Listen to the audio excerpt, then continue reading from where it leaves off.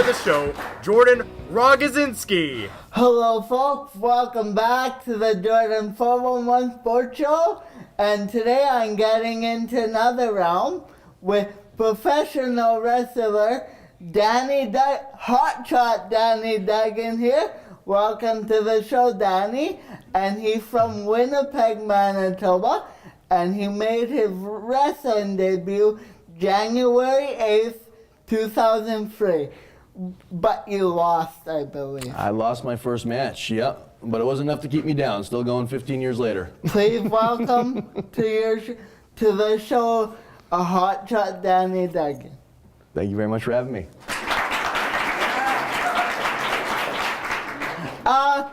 If he seems a bit tired, he was up. He didn't get to bed till 6 in the morning. Yeah. Why was that? Us wrestlers like to live a late night lifestyle, so we get to bed pretty late and we're up and on the go early in the morning a lot of times. Were you up for a show? No, we're just getting some work done. We got a lot of shows coming up over the next little bit, some big tours I across Canada. hear you're in Wisconsin tomorrow. Yes, sir.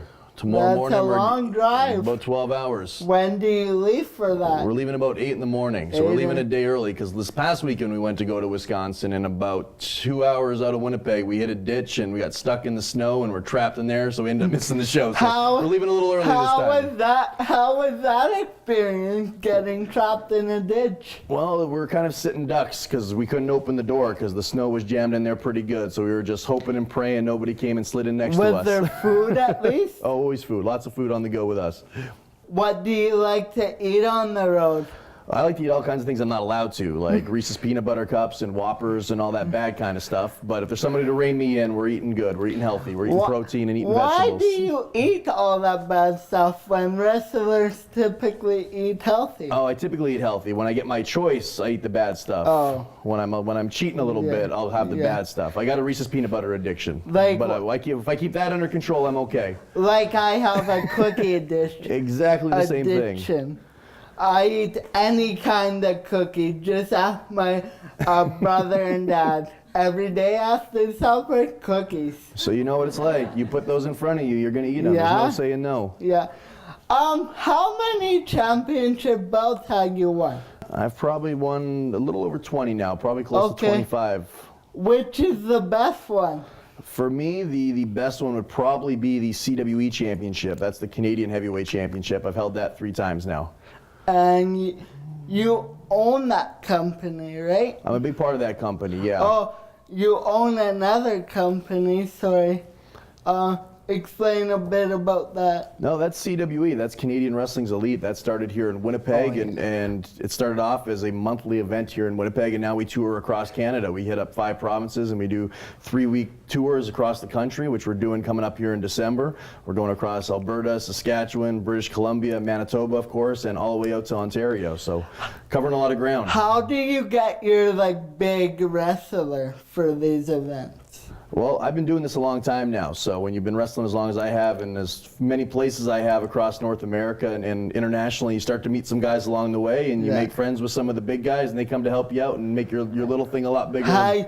Have you ever met any WWE wrestlers? Oh, ton, yeah. CWE has hosted probably about 50 or 60 different WWE wrestlers over the years as our headliners, and then I've personally done a lot of work with WWE as well, so I'm quite familiar with the crew. Is that your goal eventually? That's the goal. I just had a check come in the mail from them yesterday from some work I did last week with them, so the goal is to work there full time and have those checks coming in weekly. How's it being? Because CWE is a step down from the WWE. How is it working in both? I wouldn't say it's a step down, it's just a different environment. The independent wrestling's kind of like what high school is to college. When you go to high school, you're learning and getting your education so you can go on to learn more advanced things down the road. And that's exactly what CWE is. It's getting our wrestlers ready to go and wrestle for WWE. A lot of our wrestlers have gone on and done that and have wrestled for major companies. So it's kind of like your high school or college education before going into the workforce. You're learning how to apply your trade and see if it's the life you want to live, because professional wrestling is a very, very hard life on the road. It's not like any other job out there, so you got to make sure you're ready for it before committing to it. How many hours do you spend on the road?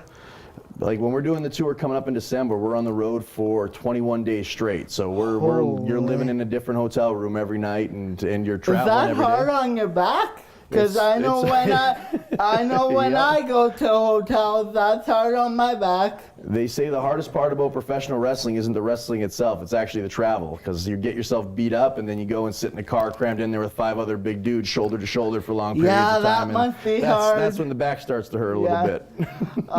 What's the worst injury you ever had? The worst injury I had on the spot would probably be a torn MCL. I was doing what's called a ladder match, and I fell off the ladder and my leg just twisted on the way down and tore right on the spot. So that wasn't pleasant. Long term, I had some disc problems in my back that I was supposed to get surgery on that I was luckily able to avoid, because that would have been career ending for me, but that was pretty rough. Walking around at 30 years old with a cane was a little humbling for you, but that's the life we live. So did the match go on when you broke your MCL? My MCL did, yeah. I wrestled probably for another 10 minutes or so, because when something like that snaps, it doesn't swell up right away. So you're running on adrenaline at that point and you're good to go. But by the end of the night, my leg was about out to here and I was not walking on it. Do a lot of wrestlers fight through injuries? Oh, 100%. Yeah. Once you've been doing this any amount of time, you're in a constant state of injury. So it's just a matter of how severe it is and if you need to take time off for it or not. But once you start getting dropped on your head for a living, you're never the same again. You're wrestling through pain all the time. How is it getting hit by a chair? Not fun. No, it's just as terrible as you would imagine it would be. A former WWE wrestler, Hell in a Cell, he wrapped some sort of wire around his chair and hit the guy in the back. Had you ever done something like that? Yeah, I think you're talking about the time they had some barbed wire on there. Yeah, I was the recipient of getting thrown through a table that had barbed wire wrapped on it once, and it severed my leg and cut right down the back of my hamstring. And as a result, I got a really bad staph infection, and I was in the hospital for 2 weeks. I almost lost my leg, actually, because it got infected pretty bad. So I woke up the next day, and my leg was about twice the size of the other one, and they said if I didn't get to the hospital when I did, it was traveling up to my heart, and it would have been game over for me. So it was quite a scary experience, and I haven't touched barbed wire since. No, I wouldn't either.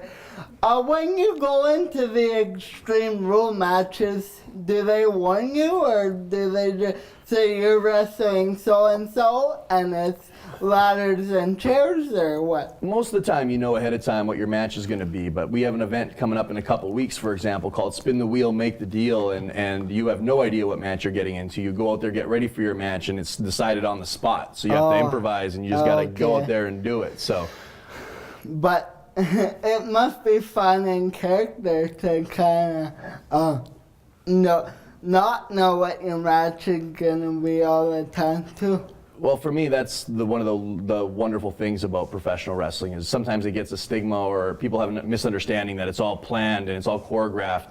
But if you're really good at it, you don't need to plan. You don't need to have a script. You just go out there and you work off of the audience and you play off the audience. So being well in tune with who your character is and being able to feed off the audience and play off of their reaction is when wrestling's the most fun and it's the most organic. Do you like when people boo at you? I do, yes. In Canada, I'm a good guy wrestler because I've been doing it here for so long. But in America, I'm usually a bad guy. I'm a bad Canadian.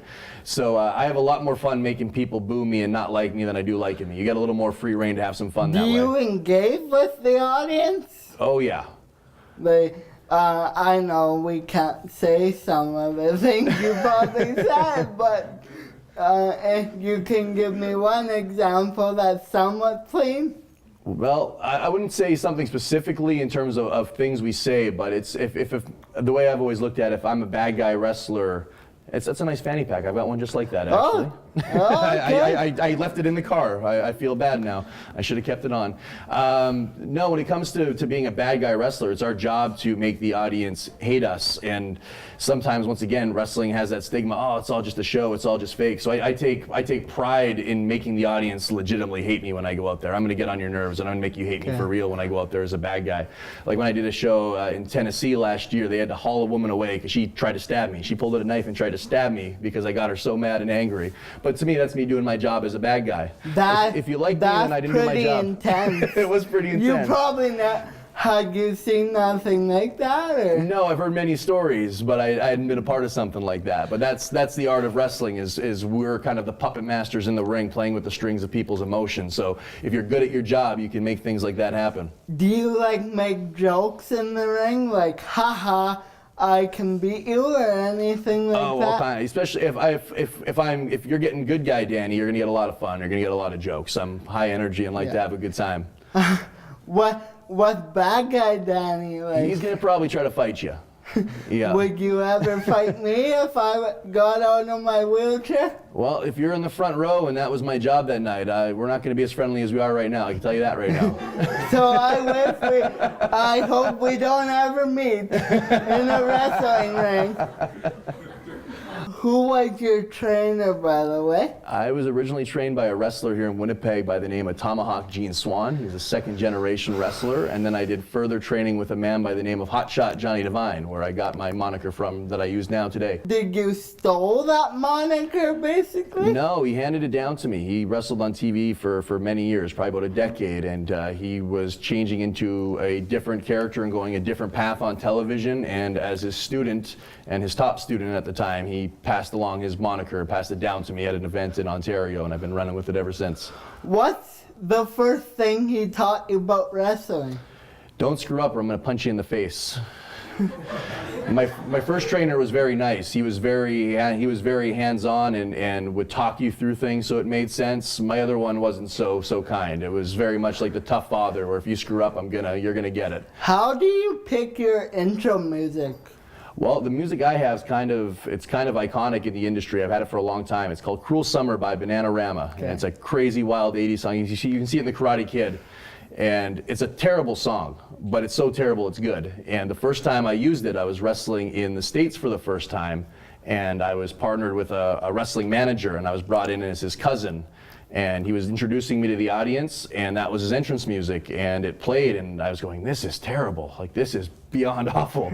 And we made our way to the ring, but it was so bad, and it was so good that it was bad that it instantly drew a reaction from the audience, and that clicked with me right away, and I took it home and been using it since. Is it weird being like, you're talking about being like your cousin, is it weird being like different things? No, not at all. That's kind of part of the fun job. Wrestling is a fantasy world. You can kind of you can come as a wrestling fan. You can sit in the front row. You can forget your day and suspend your disbelief for 2 hours, and we're going to take all your worries in the world away and let you have a good time. So getting into those characters and being able to slip into those roles and provide that for people is a part of the job. That's what we love to do.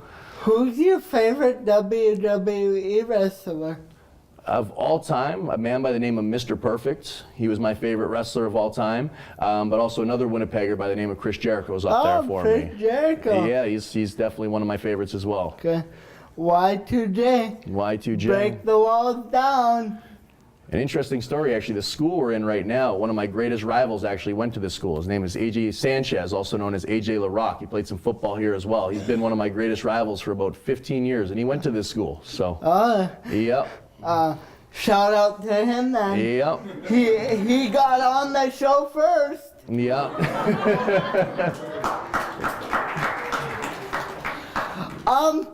What does it mean to you to wrestle in front of an audience? Oh, it's what we live for. It doesn't matter if there's 1,000 people out there or 50 people. And it could be a small town, a big arena, small hall.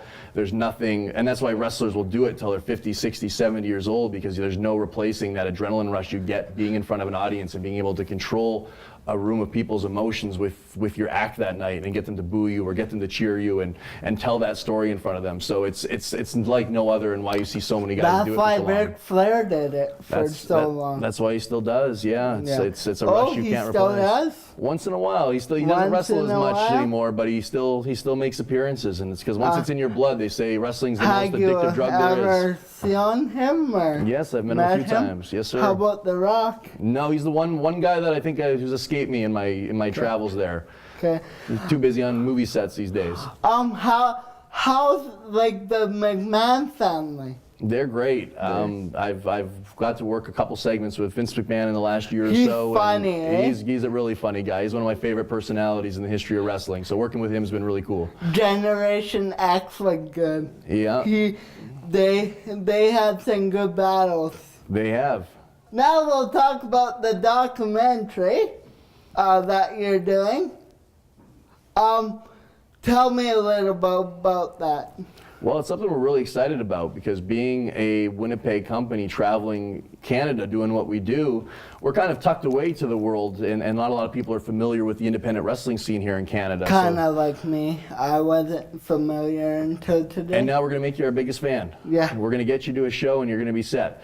This company came to us and they were very intrigued by what we're doing because as entertaining as things are in front of the camera, I can assure you things get a little more wild and crazy behind the scenes.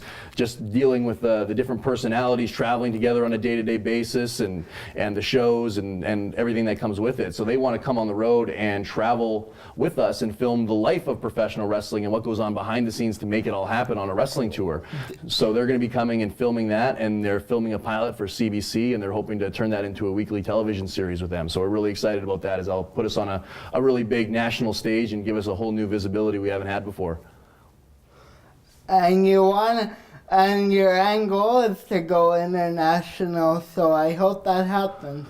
Yeah, I'm excited now that I'm a lot older and wiser, because if I was younger being filmed for TV, I'd probably get myself in a lot of trouble. Yeah. But now that I'm one of the older guys on the crew, I can let the other guys get wild and crazy on the road and get in trouble for me.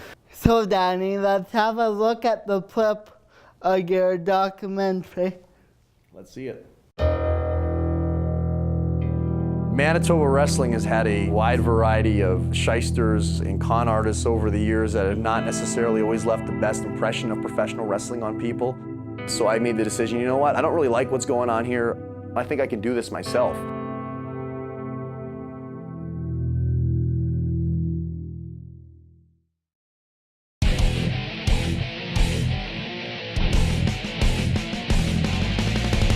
That's what we're doing now. We're making wrestling cool again. The calm before the storm. That's how it's done!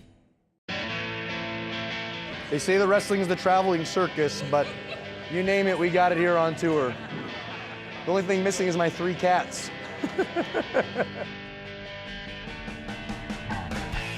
I will let everybody know ahead of time I am mic'd, so everything we say will be recorded for the documentary. When you're hitting different places in the prairies, whatever, you know, those are different cultures, like even within Canada.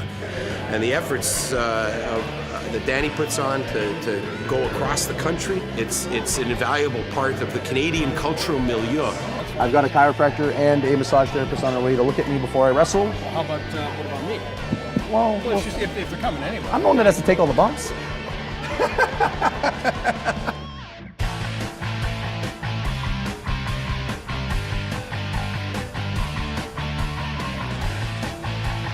A lot of people, you have one time to impress them. When they come through that door, you gotta hit a home run, and if you don't do that, you risk losing them for good. It's good. Good match. Thank you. You should have hooked it right at the end, though. Where did it break down? What happened? Everybody goes fucking on their matches. I just want to reiterate, no booze or drugs in this locker room. And he just comes in front and goes, not happening. And then I do the little weasel out of the ring and like, see ya. Now let's go up there and another big show and build to another 7. Let's do this, guys.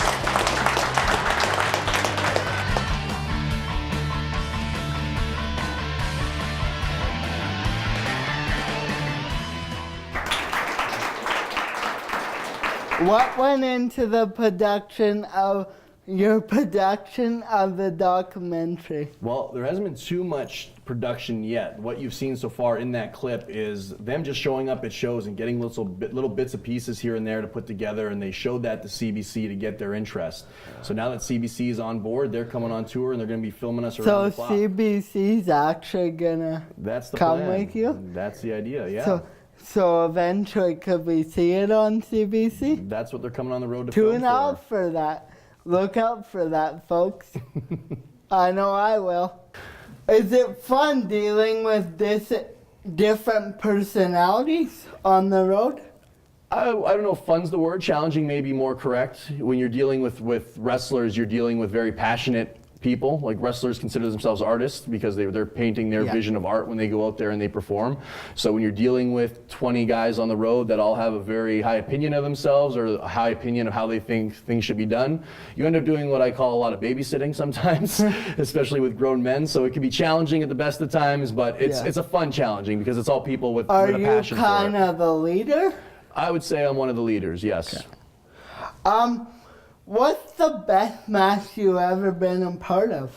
And I get that question quite a bit, and it's so hard to narrow it down to one. There's so many good ones for so many different reasons, whether it be ones that just had a very good story that culminated to a really good end, which there's many. But for me, there's a lot of monumental ones too, like the first time I ever wrestled in a WWE ring in their arena with their wrestlers. That's, you know, a life goal that you work towards your whole life. So to have that happen is surreal, and one of my favorite matches. Or the first time I wrestled in Japan, because that's a big goal for a lot of wrestlers because it's such a high respected wrestling country. So that was a really cool thing for me too. So there's many that go up there on the list. Have you ever been to WrestleMania? I have never been to WrestleMania. Oh, that's one thing you haven't done? No, that's one thing I haven't done. When do you apply a backhand chop and clothesline in a match? When do you apply it? Yeah. Whenever that body's wide open. Whenever you can. Whenever you feel it? Yes. I like the chop guys nice and hard. So whenever I get the opportunity. So they don't plan your moves? No, not at all. If whenever you feel it? No, that's, like I said, one of the biggest misperceptions of professional wrestling is as people think it's planned from A to Z, and wrestling is entertainment, but what we do is very organic, especially if you're good at what you do. You go out there, you feel the audience, and you feel your opponent, and you just go with the flow, and you make magic happen before people's eyes. If you overproduce something, it's not going to have that natural feel to it anymore, and you take away that level of the art. So the very good guys don't do too much of that. How do you practice jumping off the top rope? You just get up there and jump. Oh. And you hope for the best. Not like no practicing at all? Well, that's how you practice. You just got to get up there and do it. I'm truthfully terrified of heights, so you don't see me coming off the top rope too often. It does happen from time to time when I feel it's absolutely necessary to take my opponent out, but luckily I'm a big enough boy I can usually handle myself on my feet. Has anybody hurt themselves? Everybody hurts themselves. I'm pretty sure the first day everybody wrestles, I'm certain to get a concussion just from learning how to fall. The amount of times you'll land and hit the back of your head, just learning to fall safely. So you don't use mats or nothing to practice on? Yeah, we have mats to practice on, really? but the wrestling ring is not as soft as some people might think it is. The way it's set up is the frame is steel, and then it's plywood that goes on top, and then there's about this much padding that goes on top of that plywood. So there's a lot more steel and wood underneath it than there is padding. So it's not as comfy as people would think. So Danny, when do you wrestle next, by the way? Well, the next big show in Winnipeg that I'd like to promote is January 12th. We have what's called our 50-man Rumble to Remember, where 50 wrestlers do battle at one time. Holy it's the biggest match in professional wrestling right now. It's pretty crazy, and it's headlined by WWE legend Jake the Snake Roberts, which we're really excited about, and having him come to Winnipeg. That's cool. Yeah, so we're pumped for it. And that's January 12th here in Winnipeg. Okay. You don't have a location yet? It's at the Canada Inns Garden City, and people can get all that information on Twitter and Facebook at CWE Canada. Okay. Make sure you go watch that. And thanks, Danny, for being on my show. Thanks for having me. It was fun to learn something new, and I have a token for you. Oh, look at that. Being part of a Buckeye, we're nuts. So, so you're probably nuts, right? When you wrestle, you're probably crazy. Yes, and I'm crazy because I don't dress well enough for the winter, so this is going to help. Thank you. This is good. Thank you. Thank you very much. I appreciate that.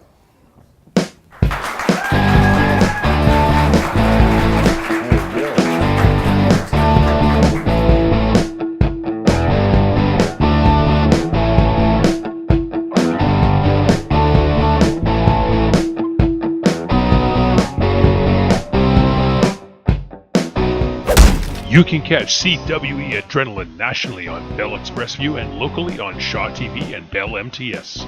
For airtimes, visit the CWE website at cwecanada.net or check your local listings. Please like and subscribe to Jordan's YouTube channel and follow him on Twitter.